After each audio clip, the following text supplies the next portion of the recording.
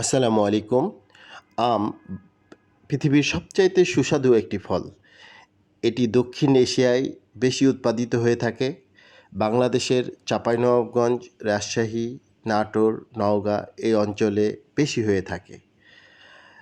আমের বিভিন্ন ধরনের জাত আছে। তার মধ্যে বিখ্যাত জাত হচ্ছে গোপালভোগ, খেরসাপাত, আম্রপালি, ফজলি, ন্যাংড়া ইত্যাদি।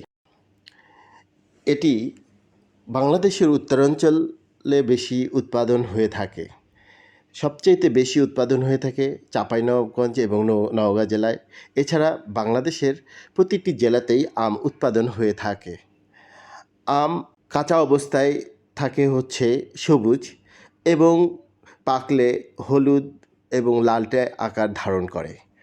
আম খুবই উপকারী একটি ফল। এজন্য আমকে ফলের রাজা বলা হয়ে থাকে। আম নিয়ে একটি গল্প আছে।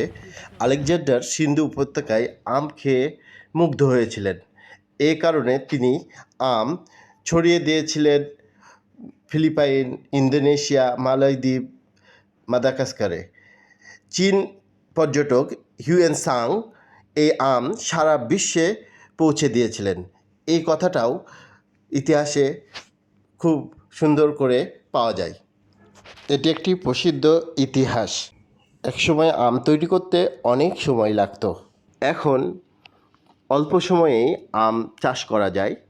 দেখা যাচ্ছে যে আমের ডাল কেটে কলমের মাধ্যমে এই আম 2-3 বছরের মধ্যেই আমরা ফল পেয়ে থাকি। এর পূর্বে 10 থেকে 12 বছর লাগতো আমের গাছ থেকে ফল পেতে। কৃষির প্রযুক্তির উন্নয়নের ফলে আম আমাদের জন্য সহজলভ্য হয়ে গিয়েছে। এই জন্য আমরা খুব দ্রুত সময়ের মধ্যে আম গাছ তৈরি করতে পারি। আম থেকে নানা ধরনের আমসত্ত্ব, আচার, চাটনি তৈরি হয়ে থাকে। এগুলো বিশেষ করে মেয়েদের খুবই পছন্দনীয় খাবার। এটি প্রসেসিং করে সারা বছর রাখা যায়। এছাড়া আম থেকে জুস তৈরি হয় যা খুবই সুস্বাদু। বাচ্চারা এবং সাধারণত সবাই এটি পছন্দ করে থাকে।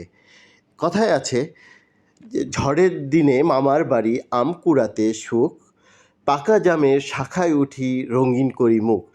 এই আম কথাটি মনে আসতেই আমাদের ছোটোবেলার সেই নানির বাড়ি, মামার বাড়ির কথা মনে পড়ে।